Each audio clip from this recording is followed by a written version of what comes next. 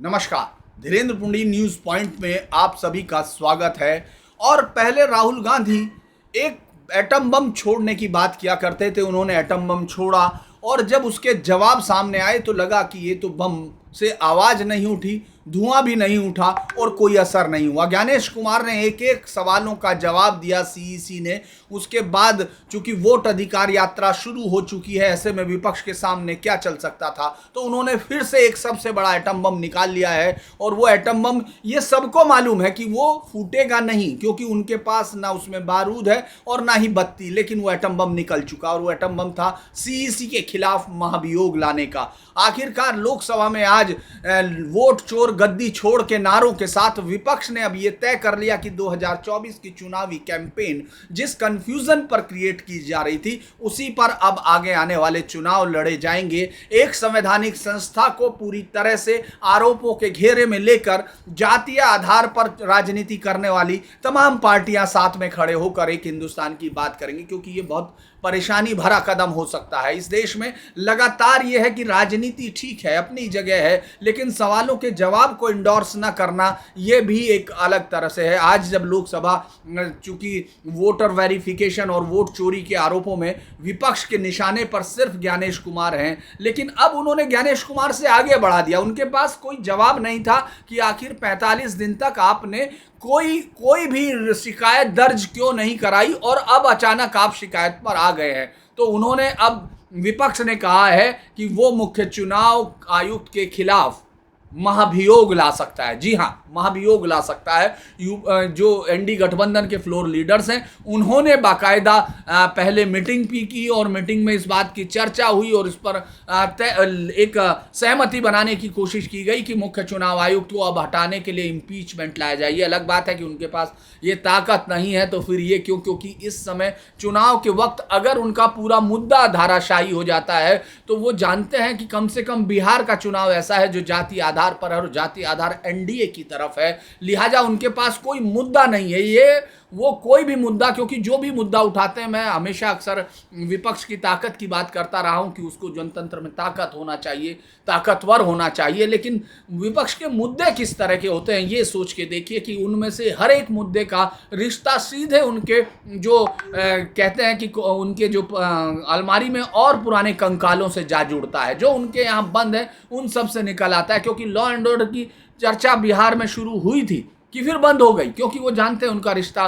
कहां से जंगल राज से जाकर जुड़ जाएगा। आज ये जो बड़ी चीज है, सैयद हुसैन नसीर जो कांग्रेस के राज्यसभा सदस्य भी हैं, उन्होंने भी कहा है कि पार्टियां, ये सभी पार्टियां जरूरत पड़ने पर महाभियोग प्रस्ताव समेत तमाम लोकतांत्रिक इस्तेमाल करने की तैयार हैं, लेकिन अभी इस पर औपचारिक तौर पर उन्होंने चर्चा नहीं। लेकिन ये चल रहा है, विवाद चल रहा है, फ्लोर लीडर लगातार उस पर चर्चा करते रहे हैं। अब आप ये जान सकते हैं आखिर ऐसा क्यों हो रहा है, क्योंकि कल हम लोग बता चुके कि किस तरह से एक एक सवाल का जवाब दिया, लिहाजा उसको दोहराने की कोई ज़रूरत नहीं है। कुछ सवाल हो सकता है जैसे कि उनके सवालों के जवाब उनको चाहिए, जैसे अनुराग ठाकुर पर आरोप लगा रहे कि जब उन्होंने आरोप लगाए वायनाड वाले पे तो उनसे हलफनामा नहीं मांगा। इस तरह के आरोपों के अलावा कोई भी चीज़ वहाँ दिख नहीं रही है। और चूंकि 1.5 लाख वोटर्स के एक प्रेजेंटेशन के सहारे राहुल गांधी और जो मतदाता जो सूची है उस पर मना कर चुका आयोग, ये उनकी नहीं है,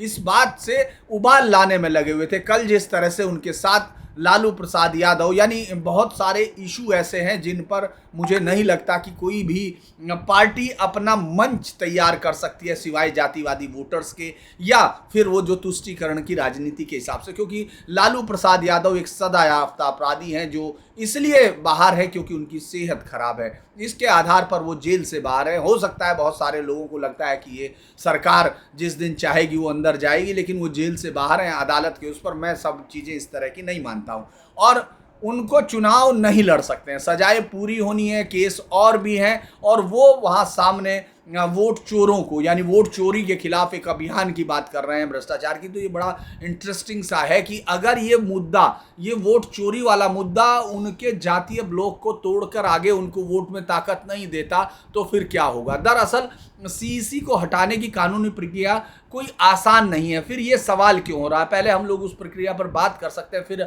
आज तक जितने चुनाव आयुक्त हुए उन पर बात करेंगे। दरअसल पहले चुनाव आयुक्त इस देश में बंगाल काडर के थे, सुकुमार सेन साहब। उनके समय का बहुत ही अद्भुत था कि किस तरह इस देश ने उस समय, जब कभी कोई पहला उदाहरण मौजूद नहीं था, पहला चुनाव जो संपन्न कराया था 1951 से 52 के बीच में वो हुआ, 2-3 महीने तक वो चुनाव प्रक्रिया फैली हुई थी। लेकिन चुनाव आयुक्तों का क्या रहा उस पर हम बात करेंगे। तो सीईसी को हटाने की प्रक्रिया क्या है, ये एक वही प्रक्रिया है जो सुप्रीम कोर्ट के जज की होती है, यानी संसद के दोनों सदनों में 2/3 बहुमत से इसको पारित करना होगा। कम से कम जिस तरह से 100 सांसद लोकसभा के या फिर राज्यसभा से 50 सांसद चाहिए, आप ला सकते हैं। विपक्ष के पास इसको रखने का वो तो है, लेकिन ये पास क्या होगा, इस पर चर्चा क्या होगी, इस पर तो बहुत सारी बातें होंगी। जैसे मुझे लगता है ये उसी तरह से हो सकता है जैसे ऑपरेशन सिंदूर में विपक्ष बहुत तरह, क्योंकि उसके पास बल नहीं है, संख्या बल नहीं है ये। लेकिन उन लोगों का कहना है कि जीतने के लिए नहीं, बल्कि सीईसी के खिलाफ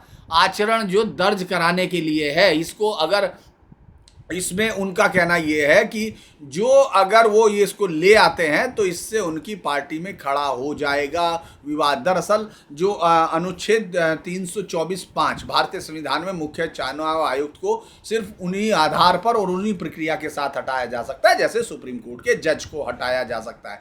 चुनाव आयुक्त जो बाकी हैं, यानी 3 जिनमें से एक मुख्य चुनाव आयुक्त है, उनको राष्ट्रपति हटा सकते हैं। लेकिन मुख्य चुनाव आयुक्त के खिलाफ प्रक्रिया लागू हो रही है तो वही प्रक्रिया चुनाव आयुक्तों पर भी लागू होगी। ये भी एक बड़ा विवाद होता है। लेकिन सुप्रीम कोर्ट के जजों को कैसे हटाया जाता है, संसद के किसी भी सदन में, वही आपने देखा होगा जैसे उपराष्ट्रपति को हटाने की प्रक्रिया चल रही थी कम से कम।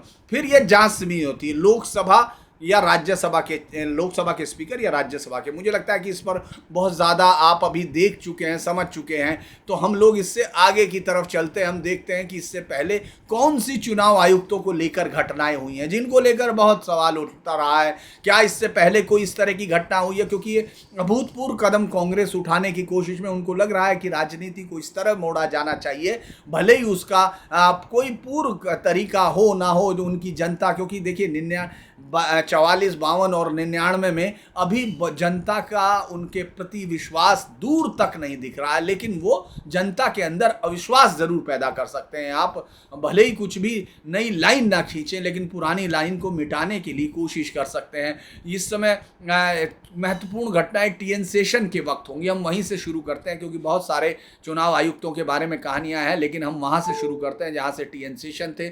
और उनका कार्यकाल आपको याद होगा 1990 से 96 तक रहा। बहुत सख्त मिजाज और विवादास्पद रहे। उसी के समय याद होगा, अब उन्होंने कहा था मैं राजनेताओं को नाश्ते में खाता हूं और ये तमाम चीजें, इस तरह के बयानों के साथ वो विवादों में घुसते रहे। और तमाम राजनीतिक दल, मतलब सरकार भी और विपक्षी भी, वो उनके बयानों पर अक्सर विरोध जताते रहे और गुस्से में उबलते रहे। और संसद तक में उनके खिलाफ बहुत बार, कई बार इस तरह की आवाज़ें उठती थी कि ये किस तरह का चुनाव आयुक्त है जो उस तरह की बात कर रहा, इंडिपेंडेंट होने की बात कर रहा, और वही चीज़ें कि संविधान से ऊपर होने की कोशिश। लेकिन किसी की महाभियोग लाने की हिम्मत नहीं हुई थी, क्योंकि देश की जनता उनके साथ खड़ी हो गई थी। और न सिर्फ देश की जनता, न्यायपालिका तक, तमाम जगह ब्यूरोक्रेसी में जो उस समय के राजनेताओं ने, यानी थूकने के लिए जिनके सेक्रेटरी पीकदान उठाते हैं, उन राजनेताओं के जो सीधे तौर पर जंगल राज की स्थिति हो, उस वक्त अगर कोई इस तरह का सामने आया हो, खासतौर से चुनाव जहां मजाक बन चुके हों, सिर्फ जातिवाद, बूथ कब्जा, लाठीबाजी और इस सब के साथ चुनाव उस समय लड़े जा रहे थे। जिनको ये यकीन नहीं हो वो जाके अखबारों को जरा सा तलाश सकते हैं, और यूट्यूब पर और उस पर मीडिया पर बहुत उपलब्ध है राशि। इसके बाद दूसरी बड़ी इंटरेस्टिंग हुई थी बहुत लंबे समय तक, हालांकि लिंगडो और जो जिस तरह से अलग अलग चुनाव आयुक्त आए, केजे राव, ये तमाम लोगों ने चुनाव आयोग की प्रतिष्ठा को उठाया, क्योंकि उस वक्त बिल्कुल अंधियारा हो चुका था, अंधा हो चुका था पूरा चुनावी सिस्टम। यानी जो पार्टी कोई किसी भी समय जो सरकार में होती थी, वो चुनाव के डेट अनाउंस करके उनको बता दिया जाता था उन चुनाव आयुक्तों को कि आपको ये अनाउंस करना है, वो कर दिया करते थे। लेकिन टीएन सेशन ऑपोजिशन से जब ये रास्ता चला तो फिर एक नवीन चावला आए, यानी एक अच्छे खासे चलते हुए चुनाव आयोग के वक्त में ये भी यूपीए सरकार की देन थी। चुनाव आयोग जब हुए तो आरोप लगाया, चूंकि बीजेपी उस समय विपक्ष में थी, कि ये कांग्रेस के पक्षधर हैं, और चूंकि 2009 में 200 से ज़्यादा सांसदों ने राष्ट्रपति को ज्ञापन दिया और उनके खिलाफ महाभियोग की प्रक्रिया शुरू करने की मांग की थी। मतलब ये मामले की जांच के लिए सुप्रीम कोर्ट को पत्र भेजा गया था, लेकिन प्रक्रिया आगे नहीं बढ़ी थी और वो बाकायदा बाद में मुख्य चुनाव आयुक्त भी बने। तो उस समय चूंकि उनको लेकर बहुत सारी चीज़ें थी, उस समय विवाद खड़ा हुआ। लेकिन अगर हम लोग ये देखें कि किस तरह की कोशिश हुई, तो मैंने आपको बताया था संसद में, उसके बाद नवीन चावला का, अब 2006 में बाल नागेश्वर राव, माफ कीजिएगा, ये इलेक्शन कमिश्नर थे, चुनाव आयुक्त थे। सरकार के नज़दीक होने के आरोप, फिर विपक्ष ने इन पर पक्षपात का आरोप लगाया था और कोई भी औपचारिक महाभियोग की प्रक्रिया इनके खिलाफ शुरू नहीं हुई थी। 2012 से 15 के बीच में एचएस ब्रह्मा थे, सीईसी थे, बहुत सीईसी के तौर पर उनका कार्यकाल बहुत छोटा था, और वो ये आरोप उन पर लगते रहे, खासतौर से विपक्षी पार्टियां लगाती रही कि वो राजनीतिक दबाव में रहे और उन्होंने सक्रियता नहीं हो, लेकिन उनको हटाने की कोई मांग नहीं थी, विरोध समय था। 2020 में आपको याद होगा, सीईसी जो राजस्थान काडर से आए जो मुख्य चुनाव आयुक्त थे, और उनके खिलाफ कांग्रेस ने और टीएमसी ने, खासतौर से टीएमसी ने उन पर कहा कि ये सरकार के पक्ष में काम कर रहे हैं, क्योंकि ये 2020 में थे। केवल राजनीतिक बयानबाजी हुई और कोई औपचारिक महाभियोग की बातचीत भी उस समय नहीं चली। इसके अलावा अगर हम देखते हैं 2023-24 में राजीव कुमार जो सीईसी थे, विपक्ष ने इन पर फिर आरोप लगाया कि साहब इन्होंने तो, और इन्हीं के लिए कह रहे हैं जो माल्टा भाग गए और तमाम चीज़ें हो गई हैं, और ये तमाम वो आराम से अपने घर में बैठे और अपनी चुनावी प्रक्रियाओं, कोई कोर्ट में नहीं जा रहा है, जो कोर्ट में जा रहा है वहाँ उसके पास सबूत देने के लिए नहीं होते, ये तमाम चीज़ें। बल्कि कल मैं बात कर रहा था अपने सहयोगियों से जो वहाँ मुंबई में थे, उनका कहना ये था कि पार्टी की जो राज्य की इकाई है वो राहुल गांधी को शायद सही सूचना भी नहीं दे रही है, क्योंकि महाराष्ट्र के चुनाव में कई सारे अब वो दिए हुए हैं इलेक्शंस को, उन्होंने उसके साथ दिए हुए हैं अपने जो पूरी प्रक्रिया, यानी एफिडेविट जिसके साथ भी मांगा है चुनाव ने, ऐसे कई सारे वो याचिकाएं लंबित हैं जो इलेक्शन उसके लिए है, लेकिन राहुल गांधी के पास सबूत के तौर पर वो नहीं थे। अगर हम अब देखें ज्ञानेश कुमार, क्योंकि कांग्रेस और अब ये ब्लॉक लग रहा है,